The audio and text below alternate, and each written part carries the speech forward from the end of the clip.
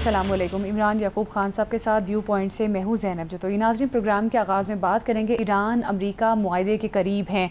अगले 24 घंटों में कुछ अहम पेशरफ्त हो सकती है, लेकिन इसके साथ ही साथ अमरीका की जानिब से ईरान पर हमले किए जा रहे हैं। ईरान भी जवाबी कार्रवाई करते हुए अमरीका के फ़ौजी अड्डों को निशाना बना रहा है। इस सारे तनाजुर में ये मुआहदा किस हद तक आगे बढ़ सकेगा, इस सारे मामले पर हम बात करेंगे और साथ ही साथ बात करेंगे इस मुआहदे के खद्दो खाल क्या हैं, अमरीका ईरान के दरमियान किस हद तक इतफाक़ हुआ है और किन पॉइंट्स पर इतफाक़ हुआ है। इस सारे मामले को डिस्कस करेंगे। प्रोग्राम के आखिर में बात करेंगे रियल स्टेट में फ़ाइल सिस्टम पर पाबंदी आयद कर दी गई है, मुतबादिल रास्ता क्या होगा और इस सारे सिस्टम में हुकूमत की जानिब से टैक्स का जो नया निज़ाम मुतारिफ़ करवाया गया है प्रॉपर्टी वालों के लिए, वो क्या होगा। इस सारे मामले को हम प्रोग्राम के आखिर में डिस्कस करेंगे। नाज़रीन, प्रोग्राम में सबसे पहले बात करेंगे ईरान अमरीका के दरमियान मुआहदा होने जा रहा है और इसकी तस्दीक पाकिस्तान की जानिब से भी की गई है। अमरीकी सदर डोनाल्ड ट्रंप ने भी इस बात की तस्दीक की है। ईरानी वज़ीर ख़ारिजा अब्बास अराग़ची ने भी कहा है। लेकिन इस तस्दीक के साथ ही साथ हमने देखा कि आबना हुर्मुज़ में अमरीका ईरान के दरमियान झड़पें भी जारी हैं। तो ये सारी जो सूरत हाल है, ऐसे में मुआहदा होने के कितने इम्कानात हैं, इस मामले पर बात करते हैं। अब्दुल्ला हमीद गुल, चेयरमैन तहरीक जवानान पाकिस्तान, तज्ज़ियाकार हमारे साथ मौजूद हैं। अब्दुल्ला हमीद गुल साहब, बहुत शुक्रिया आपके वक्त का। महदूद फ़ौजी हमले और जवाबी कार्रवाइयाँ की जा रही हैं, क्या समझते हैं किस तरह से मुआहदा आगे बढ़ेगा और ये सारी सूरत हाल क्यों बनाई जा रही है? बिस्मिल्लाहिर्रहमानिर्रहीम, बहुत बहुत शुक्रिया। अमेरिका चाहता है मुआहदा करना, लेकिन इजराइल जो है मुआहदों को ख़राब करना चाहता है। वज़ीर आज़म साहब ने जो ट्वीट किया और उससे पहले भी अमेरिका की जानिब से ये बात आई कि बहुत जल्द किसी नतीजे के अंदर पहुंच जाएंगे। अब इसके ऊपर दो तीन बातें हैं। पहली बात यह है कि जो पाकिस्तान के दुश्मन हैं वो ये नहीं चाहते कि किसी सूरत इस्लामाबाद के अंदर पाकिस्तान ये क्रेडिट ले। वो ये चाहते हैं कि या तो वो किसी दूसरे मुल्क के अंदर हो जाए। बात जनीवा की भी आ रही है, जहां 15 जून से एक G7 कॉन्फ्रेंस शुरू होने जा रही है, 2 रोज़ा। उसके अंदर भी बात की जा रही है। फिर ये बात भी की जा रही है कि ये इलेक्ट्रॉनिक तरीके से सिग्नेचर हो जाए, यानी कि अमेरिका में बैठे बैठे सिग्नेचर कर दे, ईरान में बैठे सिग्नेचर कर दे। असल सवाल ये है कि ये जो दरमियान में शटल डिप्लोमेसी की, ये ही की किस जानिब से हुई। तो ये सारा का सारा तो पाकिस्तान का किरदार है, इसमें कोई दूसरी राय नहीं है। लेकिन क्योंकि भारत इसराइल को ये शायद पसंद नहीं आ रहा कि इस्लामाबाद का नाम आए, इसलिए अब इसके अंदर नई जो है वो चालाकियां की जा रही हैं। जो अभी आपने हालिया झड़पों की जिक्र किया, ये छोटी मोटी झड़पें हैं, ये फुल फ्लेज वॉर नहीं है।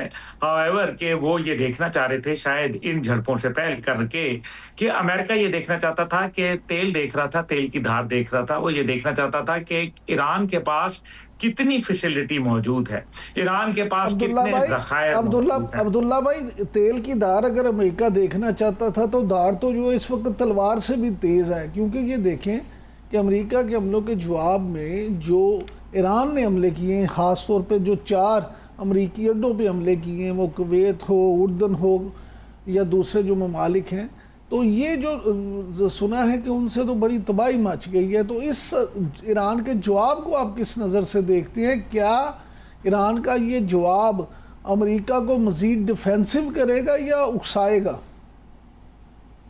जी, बहुत अच्छा सवाल आपका है। सबसे बड़ी बात यह है कि अगर आप गौर करें, इन हमलों का मकसद ही यही था। अमेरिका ने ये छेड़खानी की इसलिए थी इजराइल के कहने पे कि वो ये समझ रहे थे कि ईरान के पास डिफेंस सिस्टम खराब हो गए हैं। लेकिन ईरान ने जो हमले किए उनमें जदीद टेक्नोलॉजी का इस्तेमाल किया और ये जो हथियार थे ये पहले से ज़्यादा मौलिक थे, ज़्यादा प्रिसाइज थे। और इजराइल के अंदर जो हमले थे उसके अंदर ये कहा जा रहा है कि 750 से ज़्यादा लोग जो है वो बेस के ऊपर जो हमला किया गया, जिसकी पूरी दुनिया ने वीडियो देखी, 2 बेसेस के ऊपर वो उधेड़ के रख दिया और 750 से ज़्यादा कैजुअल्टीज वहाँ रिपोर्ट की गई हैं, जो कि इजराइल ने तो मानना कोई नहीं है। दूसरी जानिब अमेरिका है। अमेरिका के बेसेस के ऊपर हमला करने का मतलब ये था कि अरब दुनिया की बस हो गई। अभी भी आप देखें कि जो 14 नुकात ईरान की जानिब से सामने मीडिया के ऊपर आ रहे हैं या रॉयटर बता रहा है, तो वो कहते हैं कि यूएई ने जो ईरान का मुंजमद असासे थे $7 बिलियन उनके बैंकों में, उनको देने का वादा किया है। यानी कि एक तरफ उन्होंने ये समझ लिया है कि अमेरिका और जो इजराइल की सिक्योरिटी गारंटी थी वो अब बेमानी होकर रह गई है। दूसरी जानिब कतर जो है वो उसने खुफिया मुलाकातें की हैं, एक अंडरस्टैंडिंग डेवलप की है, बावजूद इसके कि अल अदीद बेस वहाँ मौजूद है जो कि अमेरिका का सबसे बड़ा अड्डा है, और उसके बावजूद वो कतर को प्रोटेक्ट नहीं कर पाया। तो बातें तो क्लियर हो गई हैं कि अमेरिका इस पोजीशन में नहीं रहा। अब जो आपने कहा कि अमेरिका को उकसाने की बात है या अमेरिका नहीं, उकसाना तो जो है वो कभी किसी जमाने में था, तो अब तो मेरे ख्याल में बेहतर यही है कि वाजपेयी को आराम है। सर बात ये है कि जैसे आप कह रहे हैं कि बहुत सारे मुल्कों की बस हो गई है, तो सर खबरें तो ये भी हैं, ज़राए का ये कहना है कि यूएई की भी बस हो गई है, और उनके जो इंटेलिजेंस चीफ हैं वो $3 अरब जो हैं वो ईरान को उन्होंने दिए हैं और कहा जी अल्लाह दा वास्ता से साढ़े तो हाथ चुक लो। तो ऐसी क्या इतलात हैं, क्या वाकई ही यूएई भी इस वक्त ज़्यादा मुश्किल में आ गया या उसे कुछ समझ आ गई है? नहीं, बहुत फर्क है हजूर। देखें, बात यह है कि हाथ ते चुकिया गया है ना, उन्हें देखो ना, क्योंकि अब बात यह है कि $90 बिलियन का तो सिर्फ यूएई के साथ ट्रेड था ईरान का, 90 बिलियन का। और अगर ये 90 बिलियन, और ये दुबई बना कैसे था, ये यूएई बना कैसे था? जब शाह ऑफ ईरान भागा तो उससे पहले जो उसके तमाम रुफका थे जिन्होंने बिलियंस इकट्ठे किए थे, वो तमाम का तमाम पैसा जो है वो इन ममालिक में ले गए। नतीजा ये हुआ कि तमाम कंस्ट्रक्शन होना शुरू हुई और बेतहाशा पैसा आना शुरू हुआ और कारोबार बढ़ा। अब जो ईरान की प्रोडक्शन है खाली ऑयल एंड गैस की, वो इन ममालिक से तो कहीं ज्यादा है, उनके पास ज्यादा ज़खायर मौजूद हैं। दूसरी बात यह है कि वो बड़ा मुल्क है। तीसरी बात यह है कि उसके अंदर एक डेप्थ है उसका मुल्क का, क्योंकि इतना वसी इलाका है और 9 करोड़ आबादी है, उनके पास ज़खायर मौजूद हैं, उनके पास विल टू रेजिस्ट है, विल टू फाइट है, और उन्होंने अपनी रिलायंस जो है वो अपने ऊपर खुद इन्हिसारी 47-48 साल के अंदर खुद इन्हिसारी पे उन्होंने भरोसा किया, तकिया किया, और आज उसका समर उनको मिल रहा है। जो रिजॉल्व ऑफ द नेशन और उसके बाद विल टू फाइट, आर्मी का मजबूत होना, सियासी क़यादत का जो है वो यकजा होना, ये तमाम चीज़ें जो थीं वो ईरान को एक नए मुकाम पे ला खड़ा किया उन्होंने।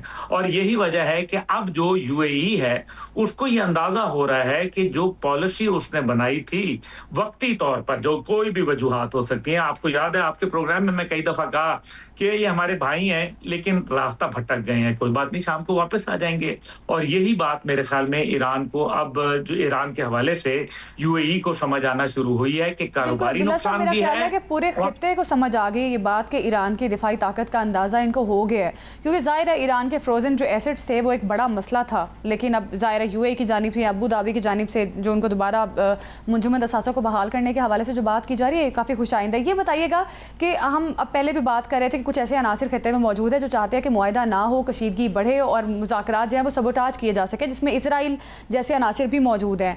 और क्या समझते हैं, ये भी कहा जा रहा है कि ईरान के बाद इसराइल के कुछ और भी टारगेट्स हैं, क्या समझते हैं कौन सा अगला टारगेट इसराइल का हो सकता है आगे? देखिए, इसराइल का टारगेट जो है जाहिर है पहले तो ईरान के ऊपर वो समझ रहे थे कि ये सॉफ्ट टारगेट होगा। उनका ख्याल था कि अमेरिकी बमबारी के बाद और अमेरिका का आने के बाद वो ईरान को मलिया मेट कर देंगे। इसमें काफ़ी हद तक हकायक भी हैं कि ईरान को बहुत ज़्यादा नुकसान हुआ, लेकिन ईरान ने जिस तेजी से रिकवर किया है वो रिमार्केबल है, और ये बात शायद उनको नहीं पता था। और फिर जो तुर्किया उनका टारगेट है, इसमें भी कोई दूसरी राय नहीं है, क्योंकि वो जो जितना भी इलाका है, और ये अभी देखें उर्दन को भी नहीं छोड़ेंगे, ये वो जालिम है जो कि अपने बच्चे खा जाते हैं। ये इजराइल जो है ना, ये एक बहुत फर्क सोच का मालिक है। लेकिन उन्होंने एक इसको मजहबी अब्दुल्ला भाई, यहाँ पे मेरा एक ज़िमनी सवाल ले लें, अगर आपकी बात को एनालाइज किया जाए तो क्या इससे हम ये नतीजा हज़ कर सकते हैं कि इसराइल नूं हाली भी ठंड नहीं पई, वो बाज नहीं आएगा, बल्कि वो ईरान के बाद तुर्किया, शाम, लेबनान, उर्दन और फिर पाकिस्तान, इन पे भी कुछ ना कुछ हरकतें करने की कोशिश जारी रखेगा? देखें, शाम के ऊपर तो मेरे ख्याल में उनकी नजरें गड़ी हुई हैं, आप खुद भी जानते हैं, और उन्होंने काफी हद तक इलाका भी अंदर जो है वो दाखिल हो चुके हैं, اور اس کے اوپر جو ان کا ٹھنڈ تو ان کو ڈالنی پڑے گی. یہ ٹھنڈ تو ایک آپ دیکھیں کہ کیا کہا گیا ہے کہ آخری جنگ جس کا ذکر کیا جاتا ہے وہ یہ کہا جاتا ہے, اس میں کہیں یہ نہیں کہا کہ میرے پیچھے کافر کھڑا ہے, پتھر پکاریں گے, درخت پکاریں گے, جھاڑیاں پکاریں گی کہ میرے پیچھے یہودی کھڑا ہے. وہاں کہیں یہ نہیں ہے کہ ہندو کھڑا ہے, وہاں یہ کہیں نہیں کہا کہ کرسچن کھڑا ہے, وہاں یہ کہا ہے یہودی کھڑا ہے. اس لیے ٹھنڈ تو ان کو پڑے گی, اور ٹھنڈ بھی ڈالے گا کوئی اور نہیں, پاکستان ہی ڈالے گا ان کو ٹھنڈ. یہ بھی میں آپ کو بتاؤں, ہاں ایران مضبوط ہو رہا ہے, اور جو بات انہوں نے باقر کالیباف صاحب نے کہی تھی کہ اگر یہ اس قسم کی حرکتیں کریں گے تو وہ ایک نئے ایران کو دیکھیں گے. نیا ایران کا مطلب چاغی والا ایران, وہ ایران جو پھر دنیا اسلام کے اندر دوسری نیوکلیئر پاور بن کر ابھرا. یہ وہ باتیں ہیں, یاد رکھیے نیوکلیئر پاور تو وہ بن چکے ہیں. یہ بھی میں آپ کو بتا دوں, آج آپ کے پروگرام میں بتا رہا ہوں. نیوکلیئر پاور آپ کو یاد ہے پاکستان کب بنا تھا سر؟ 1983 کے اندر کولڈ ٹیسٹ ہو گیا تھا, اور 1984 میں پاکستان ایک نیوکلیئر پاور بن چکا تھا. اسلامک بومب فلم بنی تھی پاکستان پہ. پھر پاکستان کے اس وقت کے صدر ضیاء الحق صاحب نے ٹنلز بنا لی تھی چاغی کے اندر. یہ سرنگیں 2 دن کے اندر نہیں بنتی, یہ کنکریٹ کی ہوتی ہیں اور بڑا خاص قسم کا اس میں مٹیریل استعمال ہوتا ہے. یہ بن چکی تھیں, اور پھر نواز شریف صاحب نے جب فیصلہ کیا کہ ہم دھماکے کریں گے تو وہ فوری طور پہ جواب ہم کیسے دے سکتے تھے اگر ہم نے یہ ٹرینچز بنائی نہ ہوتی. یہ ٹرینچز بنی ہوئی تھی سر, اور it took us how many years? almost 11-12 years لگے کہ ہم نے جو ہے وہ جا کے نیوکلیئر دھماکہ کیا. اب جو آ جائیں کہ ایران, آپ کو یہ پتا چلے گا کہ ایران نیوکلیئر ہے, یہ ایسے ہی نہیں ہے. یہ ترکش کے اندر وہ زہریلا تیر ہے جو سامری جادوگر کو مارتا ہے, اور سامری جادوگر نے وہ تیر سونگ لیا ہوا ہے. یہ ہے اصل حقیقت. اچھا سر, یہ تو حقیقت آپ نے بڑے اچھے انداز میں بیان کر دی, لیکن سر ایک حقیقت یہ بھی ہے کہ field marshal general Asim Munir صاحب سے جو ملاقاتیں ہوئی ہیں, آپ ان ملاقاتوں کو آپ کس نظر سے دیکھتے ہیں؟ وہ اردن کے آرمی چیف ہوں, وہ ترکیہ کے آرمی چیف ہوں, لبنان کے آرمی چیف ہوں, یہ سارے جو ملاقاتیں ہیں, تو یہ بھی معاملہ جو ہے کیا یہ بھی اسی سلسلے کی کڑی ہے؟ بالکل اسی سلسلے کی کڑی ہے, کیونکہ دنیا اسلام کو یہ پتہ چل گیا کہ غضب کیا تیرے وعدے پہ اعتبار کیا, انکل سیم کے وعدے پہ اعتبار کیا. اس لیے اب جو اردن کے تو شاہ پاکستان آئے, آپ کو پتہ ہے وہ وردی پہن کے وہ باقاعدہ ٹلہ جوگیاں فائرنگ رینج کے اوپر لے کے گئے ہمارے فیلڈ مارشل صاحب ان کو. اسی طریقے سے اردن کے ساتھ ہمارا جو ہے ماضی بھی بہت ایک تعلق رہا, آج بھی موجود ہے. اسی طریقے سے آپ دیکھ لیں کہ جو لبنان کے آرمی چیف آئے, وہ کیوں آئے پاکستان میں؟ کیونکہ ماڈرن پاکستان وارفیئر کا بادشاہ ہے الحمدللہ. اس وجہ سے انہوں نے دیکھا کہ پاکستان کو وہاں, پھر انہوں نے جو آپ ترکیہ کے آرمی چیف کو دیکھ لیں, آپ باقیوں کے دیکھ لیں, یہ پاکستان سعودی عرب کو دیکھ لیں, ایک نیا بلاک آ رہا ہے. 6 ممالک ہیں جو صرف اس انتظار کے اندر تھے کہ کب ایران اور یہ معاملات ختم ہوں تو وہ پاکستان کے ساتھ سعودی عرب کی طرز کا اسٹریٹجک اور دفاعی معاہدہ کریں. اور انشاءاللہ تعالیٰ 5 عرب ملک ہیں اور ایک اس کے اندر نان عرب ملک ہے. اچھا عبداللہ صاحب, پاکستان کو ظاہر ہم سفارتی کامیابی تو مل رہی ہے اور یہ معاہدہ ہو جائے گا تو یہ ہمارے لیے بڑے اعزاز کی بات ہے کہ پاکستان نے کافی زیادہ محنت کی. لیکن اب تھوڑا سا ہم اس حوالے سے بھی جانتے ہیں کہ پاکستان دفاعی لحاظ سے بھی مضبوط ہوا ہے اور اب مزید بھی اس میں مضبوطی جو ہے دیکھی جا رہی ہے. چین میں تیار کردہ پاک بحریہ کی پہلی ہنگور کلاس آبدوز جو ہے وہ کراچی پہنچ گئی ہے, اور 55 سال بعد ہنگور آبدوز کی پاکستان واپسی کی کیا اہمیت ہے, اس بارے میں بتائیے گا. اور یہ جو نئی آبدوزیں پاکستان کو مل رہی ہیں, ان کی کیا خاصیت ہے, یہ بھی بتائیے گا.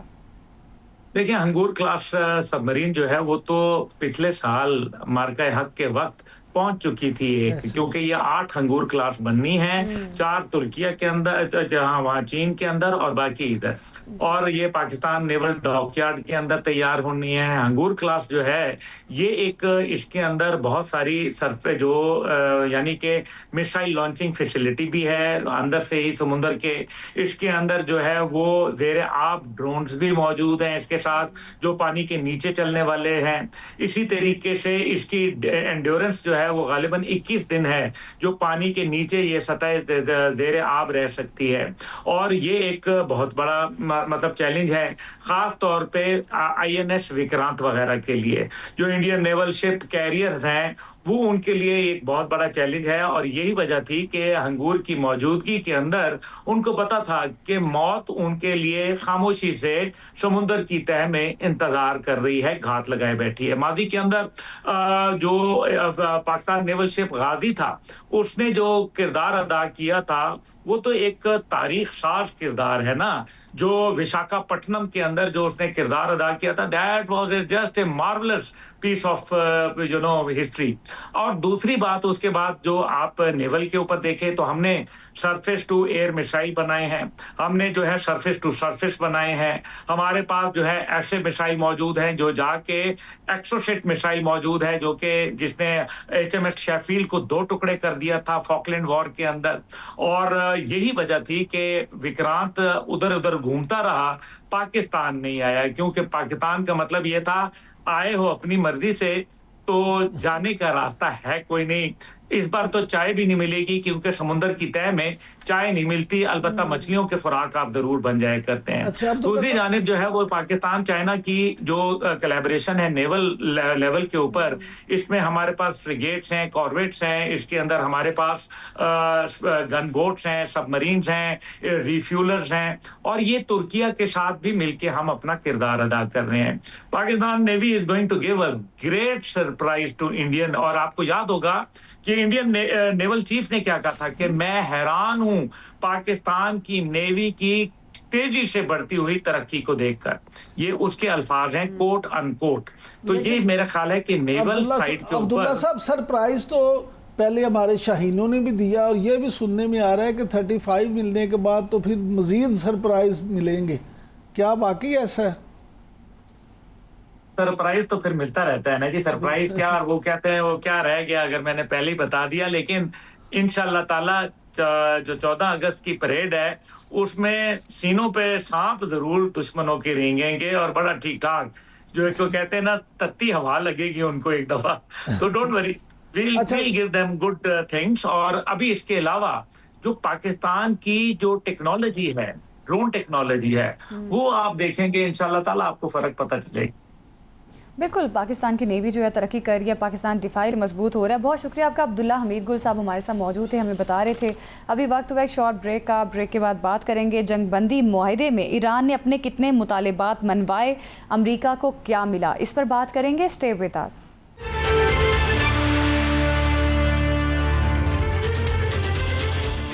ناظرین، امریکہ ایران کے درمیان معاہدے کے کچھ پوائنٹ سامنے آئے ہیں، اس معاہدے کی کیا خد و خال ہوں گے اس کو بھی ڈسکس کریں گے۔ سردار مسعود خان صاحب ہمارے ساتھ موجود ہیں، جو کہ اقوام متحدہ میں سابق مستقل مندوب اور سفیر، جنیوا اور نیو یارک، چین اور امریکہ میں پاکستان کے سفیر، سابق صدر آزاد جموں و کشمیر ہیں۔ سردار صاحب بہت شکریہ آپ کے وقت کا۔ ایران امریکہ کے جو ابھی پوائنٹ سامنے آئے ہیں، جو معاہدہ ہونے جا رہا ہے، کیونکہ پہلے ہم نے دیکھا کہ صدر ٹرمپ کی جانب سے کچھ تبدیلیاں کی گئی تھیں اور مسودہ ایران کو بھجوایا گیا تھا۔ ابھی جو ایرانی میڈیا نے مسودہ پبلک کیا ہے اس میں کچھ پوائنٹ سامنے آئے ہیں، اس کو کس طرح سے دیکھ رہے ہیں؟ معاہدے میں ایران کے کتنے مطالبات مانے گئے آپ سمجھتے ہیں، اور امریکہ کو اس میں کیا مل سکتا ہے؟ دیکھیے، یہ دونوں فریقین ایک دوسرے کے قریب آئے ہیں، اور میں سمجھتا ہوں کہ اس میں پاکستان کا بہت ہی قابل تحسین، قابل تعریف کردار ہے، اور بڑا مشکل کام تھا۔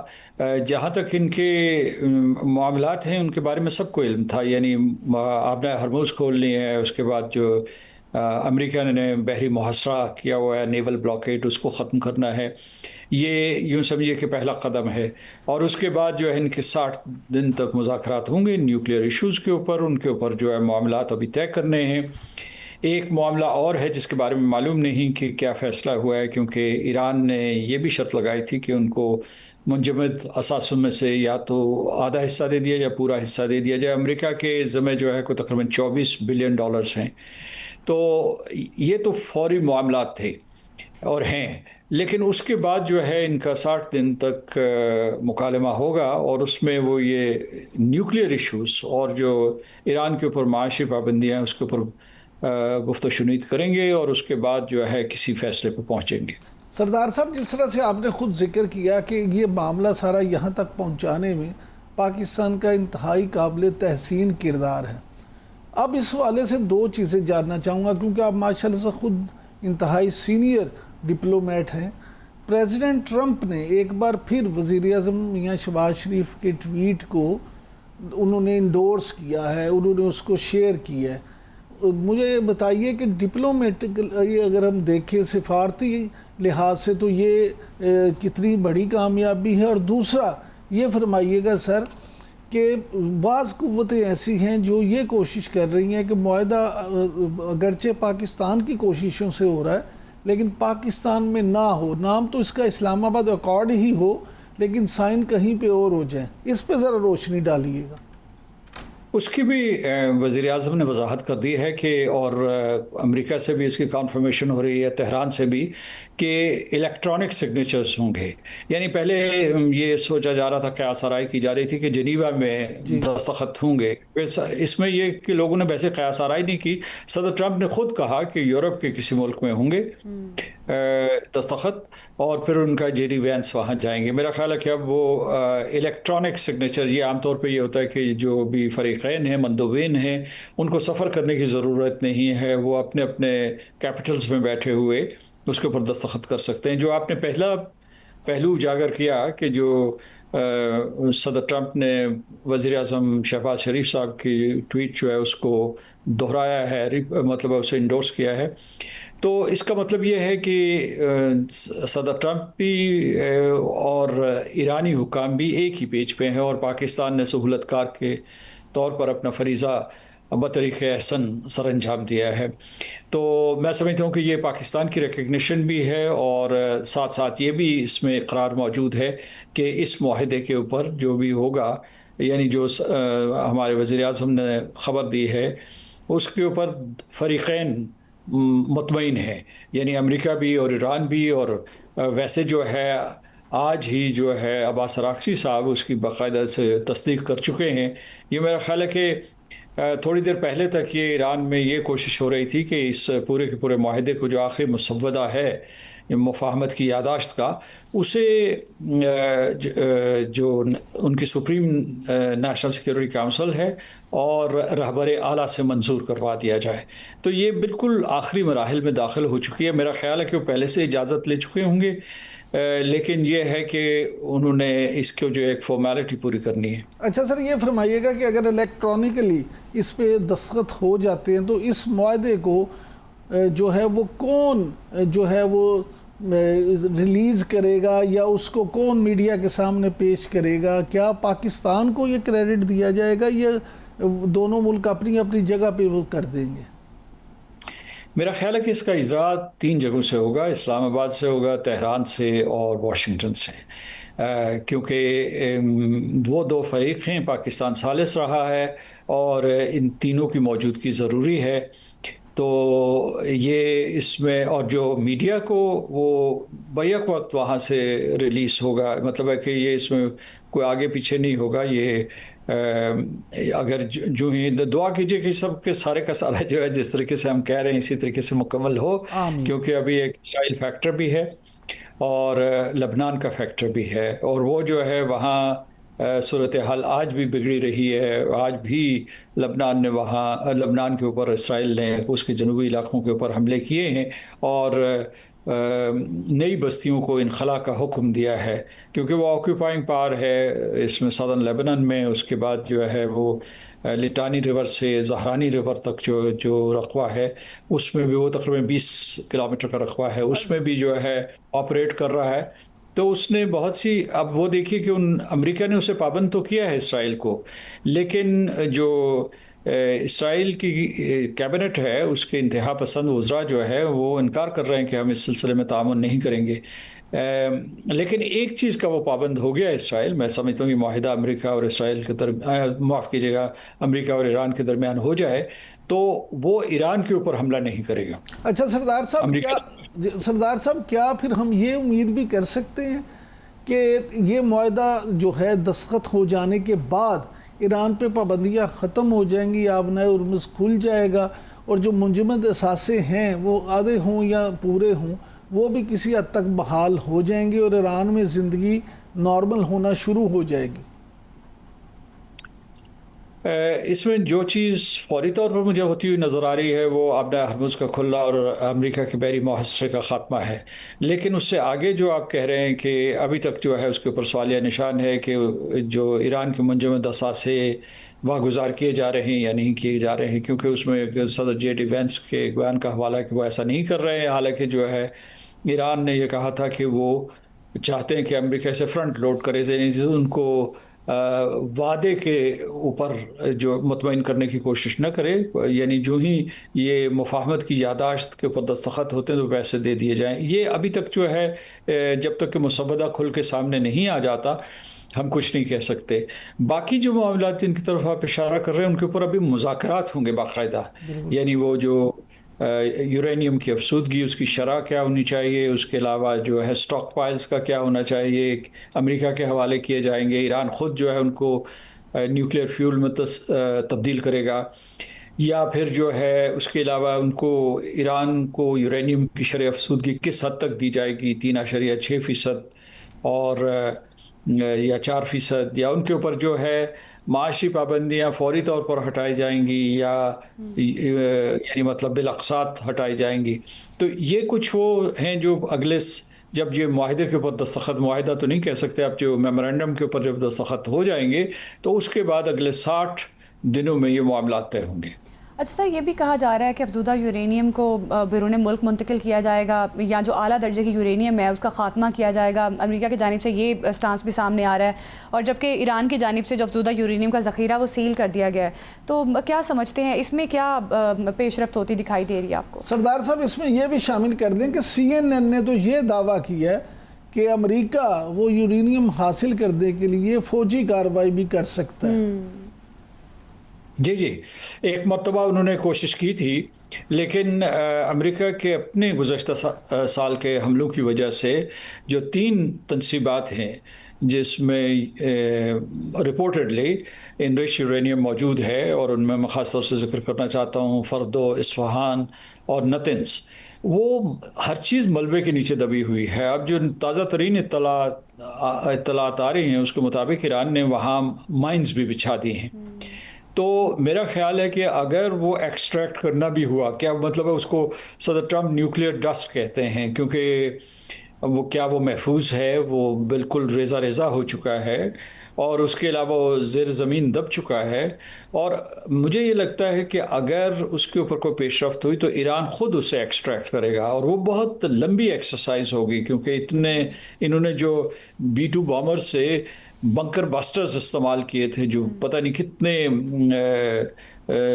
فیٹ نیچے جا کے تو تباہی کرتے ہیں، تو اس میں سے وہ ایکسٹریکٹ کرنا کسی فوجی کارروائی سے، اور فوجی کارروائی اگر ہو تو وہ یہ کوئی 24 گھنٹے کا 48 گھنٹے کا آپریشن نہیں ہو سکتا، اس کے لیے آپ کو ہفتے، مہینے اور بلکہ سال چاہیے اس کی ایکسٹریکشن کے لیے۔ تو میرا خیال ہے کہ وہ کاسٹ افیکٹو بھی نہیں ہے، لہٰذا یہ ہو سکتا ہے اس کا درمیانی راستہ کہ اگر وہیں محفوظ ہے، اگر ایران نے کہیں اور بھی محفوظ کیے ہوئے ہیں حفظ ما تقدم کے طور پر تو وہ ایک الگ معاملہ ہے، لیکن اس کے 2 سلوشنز ہیں، ایک یہ بلکہ 3 ہیں، ایک یہ کہ امریکہ کے حوالے کر دیے جائیں ایکسٹریکٹ کرنے کے بعد، دوسرا یہ ہے کہ وہ خود ان کو نیوکلیئر فیول میں تبدیل کر لیں، ڈاؤن بلینڈ کر دیں، اور تیسرا یہ ہے کہ وہ روس کے حوالے کر دیں، کیونکہ روس کے صدر اور ان کے جو وزیر خارجہ انہوں نے پیشکش کی ہوئی ہے کہ اگر یہ معاملہ ان مذاکرات کی راہ میں رکاوٹ بن رہا ہے تو وہ ان سٹاک پائلز کو اپنی تحویل میں لینے کے لیے تیار ہیں۔ بہت آج کل اس کی گفتگو نہیں ہو رہی، لیکن 2015 میں جو ایران نیوکلیئر ڈیل تھی اس کے بعد بھی اور اس معاہدے کے تحت ہی ایران نے اپنے بہت سے ذخائر روس کو بھی دے دیے تھے اور چند مغربی ممالک کو بھی بیچ دیے تھے، تو مطلب اس کے لیے ایک پریسیڈنٹ موجود ہے۔ جی ٹھیک ہے، بہت شکریہ آپ کو سردار مسعود خان صاحب، اب اس حملے پر ہمیں بتا رہے تھے۔ ابھی وقت ہوا ایک شارٹ بریک کا، بریک کے بعد بات کریں گے فائل سسٹم پر پابندی، جن لوگوں نے پہلے سے پراپرٹی فائلیں خرید رکھی ہیں ان کا کیا بنے گا، اس پر بات کریں گے، ہمارے ساتھ ہی رہیے گا۔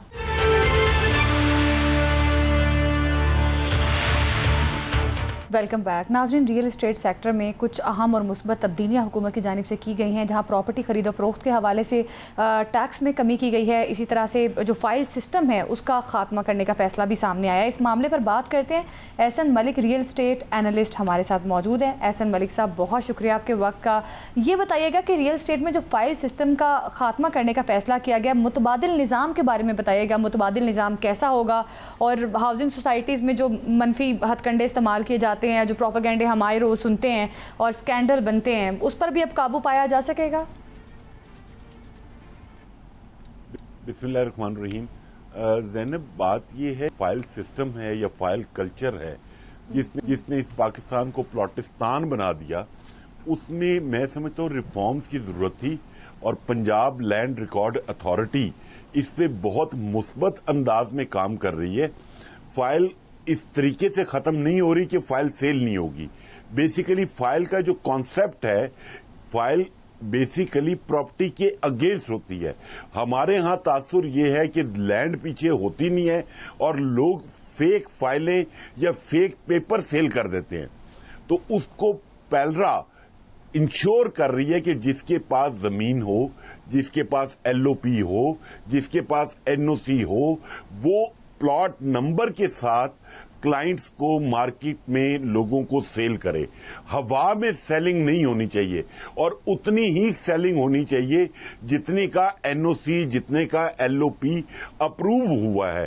تاکہ اور پلس جو میری اطلاعات ہیں کہ انشاءاللہ ان قریب جتنے بھی بلڈرز اور ڈیولپرز ہیں وہ ایسکرو اکاؤنٹ کے تھرو ہی آپریٹ کریں گے.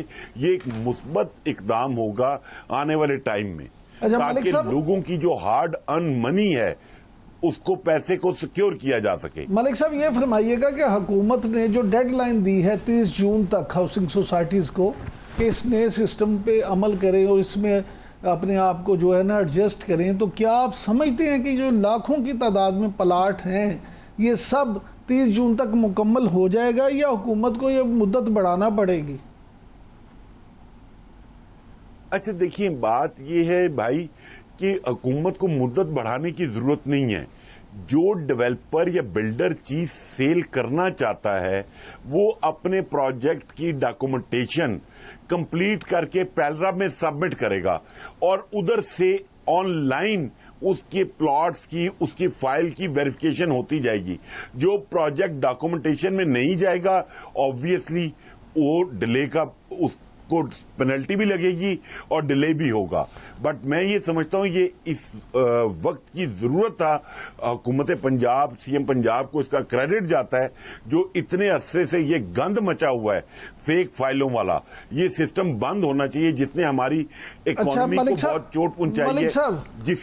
ملک صاحب یہ فرمائیے گا کہ جو کل بجٹ میں اعلان کیے گئے ہیں، تو کیا آپ سمجھتے ہیں کہ جو ود ہولڈنگ ٹیکس میں کمی ہو یا جو مراد پراپرٹی بزنس میں دی جا رہی ہیں اس سے جو ہے آسانی ہوگی اور پراپرٹی کا بزنس دوبارہ بوم پہ آئے گا، خرید و فروخت زیادہ ہوگی؟ بھائی بالکل ہوگا. کل بجٹ پیش ہوا ہے فلور آف دی ہاؤس، اس میں جو فائنانس منسٹر نے کہا وہ جو پڑا وہ الگ تھا. جو رات کو فائنانس بل پیش کیا گیا، جو ٹیکنیکل بریفنگ دی گئی وہ الگ تھی. میں آپ کے چینل کے توسط سے وزیر اعظم صاحب سے گزارش کروں گا کہ اپنی معاشی ٹیم کو دیکھیں. آپ جو ریلیف پاس آن کرنا چاہتے ہیں عام آدمی کو، آپ 1 کروڑ روپے تک کا گھر چاہتے ہیں، لوگ بینک سے قرضوں پہ لے لیں، لیکن ہماری معاشی ٹیم ہر وقت ایسا کوئی نہ کوئی تکلیف والا عمل کر دیتی ہے بجٹ کے اندر جس سے نیگیٹیوٹی سپریڈ ہوتی ہے. اب جو انہوں نے سلیب ختم کیے ہیں اور لیٹ فائلر کا میکنزم ختم کر رہے ہیں، تو اس کے بعد تو آپ نے بریدنگ سپیس چھوڑی نہیں ہے. اب نان فائلر جو ہے وہ 11.5 اور 18% پہ تو پراپرٹی پرچیز نہیں کرے گا.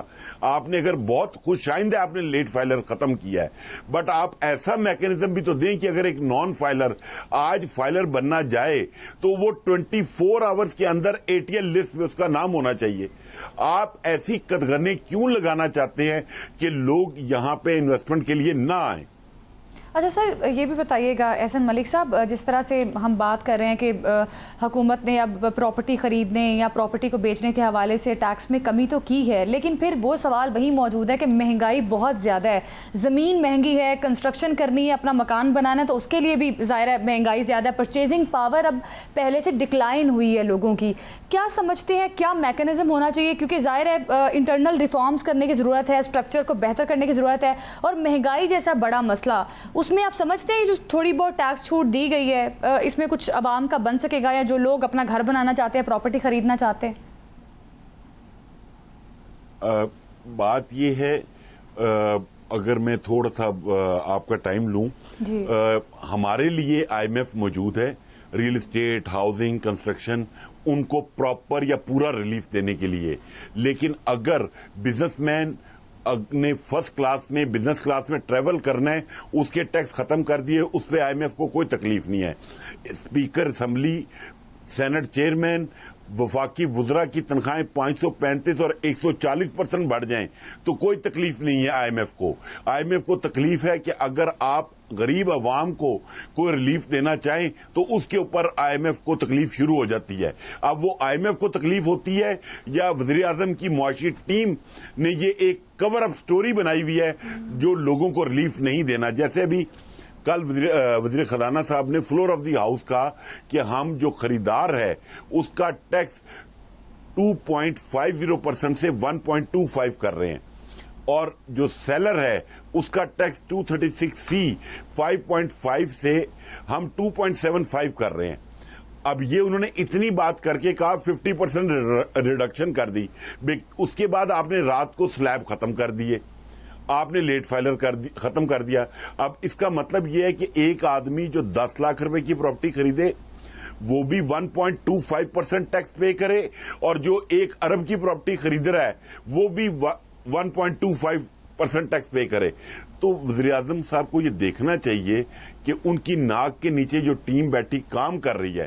اور سب سے بڑا المیہ، ہم وزیر اعظم صاحب کی پوری کوشش ہے کہ اس وقت جو گلف کے لوگ پاکستان آنا چاہتے ہیں، انویسٹمنٹ کرنا چاہتے ہیں، فورن ریمیٹنس لے کر آنا چاہتے ہیں، وزیر اعظم صاحب نے خود کہا کہ ہم اوورسیز پاکستانیز کو ریلیف دیں گے کہ اگر وہ پاکستان میں انویسٹمنٹ کرتے ہیں تو پراپرٹی پرچیز کرتے وقت ان سے 236K نہیں چارج ہوگا. بٹ وزیر خزانہ اور ان کی معاشی ٹیم نے اس کا کوئی تذکرہ نہیں کیا. تو وزیر اعظم صاحب سے میری گزارش ہے آپ کے چینل کے توسط سے وہ ان معاملات کو دیکھیں تاکہ بجٹ پاس ہونے سے پہلے جو مراد وزیر اعظم عوام کو دینا چاہتے ہیں وہ ان کو مل جائیں. کیا آپ سمجھتے کہ واقعی وزیر خزانہ اس ساری صورتحال کے ذمہ دار ہیں یا بیوروکریسی جو ہے وہ ان کو نہیں دے رہی؟ جی میرے خیال میں وزیر خزانہ اور وزیر اعظم معصوم ہیں، انوسینٹ ہیں. یہ بیوروکریسی کا کردار ہے جو ان کے نیچے ٹیم بیٹھی ہوئی ہے. کیونکہ وزیر خزانہ صاحب آپ کو پتہ ہے بینکر ہیں، ان کو تو شاید اتنی چیزوں کا ادراک نہیں ہوتا، اور وزیر اعظم صاحب تو آپ کو پتہ ہے سر ملک صاحب اگر وہ اتنے معصوم ہے عوام کا، سر اگر اتنے ہی وہ معصوم ہیں انہیں ان چیزوں کا پتہ ہی نہیں تو پھر آپ ایمانداری سے اپنے دل پہ ہاتھ رکھ کے بتائیں کہ پھر انہیں وزارت خزانہ کا قلم دان سنبھالنا چاہیے. یہ تو ایک ایسا کام ہے جو انتہائی پروفیشنل آدمی کو کرنا چاہیے. تو آپ کی بات بالکل ٹھیک ہے. ہم پچھلے کتنے عرصے سے میڈیا میں بات کر رہے ہیں کہ وزیر خزانہ صاحب ہاٹ واٹرز میں ہیں، اور لوگ تو یہاں تک کہہ رہے ہیں کہ یہ بجٹ کے بعد شاید ہمارے وزیر خزانہ صاحب تبدیل ہو جائیں گے، اور شاید اور بھی 2-4 لوگ فائنینشیل ٹیم میں سے چینج ہوں گے، آگے پیچھے ہوں گے. تو اتنی وجہ سے بات ہو رہی ہے کہ ہماری جو معاشی ٹیم ہے وہ آئی ایم ایف سے جب بات کرتی ہے تو وزیر اعظم صاحب ریلیف دینا چاہتے ہیں بٹ یہ آئی ایم ایف کو کنونس نیگوشیٹ ہی نہیں کر پاتے ہیں. تو آپ سمجھتے اور اس ہیں میں میں ویسے ایک میڈیا کا کردار میڈیا کا کردار بھی سمجھتا ہوں کہ آج جس حالات میں پاکستان ہے اس میں میڈیا کا بھی بہت بڑا کردار ہے کہ آپ لوگوں کو صرف بجٹ میں اکانومی یاد آتی ہے، ورنہ آپ سب لوگ جتنا بھی میڈیا ہے وہ صرف پولیٹیکل کانٹینٹ دکھانے پہ لگا ہوتا ہے. اگر جتنا پولیٹیکل کانٹینٹ ہے اس وقت ملک میں اس کا صرف 20% آپ اکانومی دکھانی شروع کر دیں، ہمارے ملک کے حالات بہتر ہو جائیں گے. لیکن سر وہاں پر دیکھیں آئی ایم ایف کی سخت شرائط تو موجود ہیں. آئی ایم ایف کی جانب سے جو شرائط پیش کی جاتی ہے کہ اس پر عمل درآمد کرنا ہے، جس طرح سے انہوں نے کہا کہ سبسڈیز کا خاتمہ کر دیا جائے اور کرنا پڑا. کچھ ایسی شرائط ہوتی ہیں حکومت کہتی ہے کہ اس کو ماننے کے علاوہ کوئی اور آپشن نہیں ہے. جب بھی بجٹ پیش ہوتا ہے اس قسم کی بات کی جاتی ہے، اور ابھی یہ بھی بات کی گئی تھی کہ سیلابی صورتحال تھی، پھر خطے میں صورتحال جو تھی وہ اس قسم کی تھی جس کی وجہ سے کچھ سخت فیصلے بھی کرنا پڑے، اور گزشتہ سال جو مالی اہداف طے کرنے کی کوشش کی گئی وہ نہیں پورے کیے جا سکے. تو جواز تو پھر حکومت یہی دیتی ہے کہ ظاہر ہے اس قسم کی صورتحال ہے. زینب بات یہ نہ کبھی آپ آئی ایم ایف کے سامنے بیٹھی ہیں اور نہ کبھی میں بیٹھا ہوں، بٹ میں نے یہ پچھلے 2 سالوں سے یہ ڈیمانڈ ضرور رکھی ہوئی ہے کہ آپ ہر सेगमेंट, बिजनेस का जो सेगमेंट है, आप उसकी IMF से मुलाकात कराएं। हमें तो यही वजीर खजाना और उनके मुशीर, उनके चेयरमैन FBR, उनके सेक्रेटरी फाइनेंस आके बताते हैं IMF नहीं मान रहा। बात यह है उनको क्या पिक्चर पेंट की जाती है। ये लोग तो अपनी नौकरियों के लिए उनकी बात मानते हैं। पूरी दुनिया IMF प्रोग्राम में जाती है, उनके लिए जो कंडीशंस हैं सबके लिए अलग होती हैं, बट हमारे पाकिस्तान के लिए निराली कंडीशंस होती हैं। ठीक है, दुरुस्त बात है कि IMF की जो शराइत का कर दिया जाता है हमेशा हर साल हुकूमत की जानिब वजह थी, इस वजह से ये फैसले करना पड़े हैं। उस हवाले से कुछ इकदाम करने चाहिए हुकूमत को। बहुत शुक्रिया आपका एहसन मलिक साहब हमारे साथ मौजूद थे, सारे मामले पर हमें बता रहे थे। नाज़रीन, अभी प्रोग्राम से दीजिए हमें इजाज़त, कल फिर मुलाकात होगी। अल्लाह हाफ़िज़।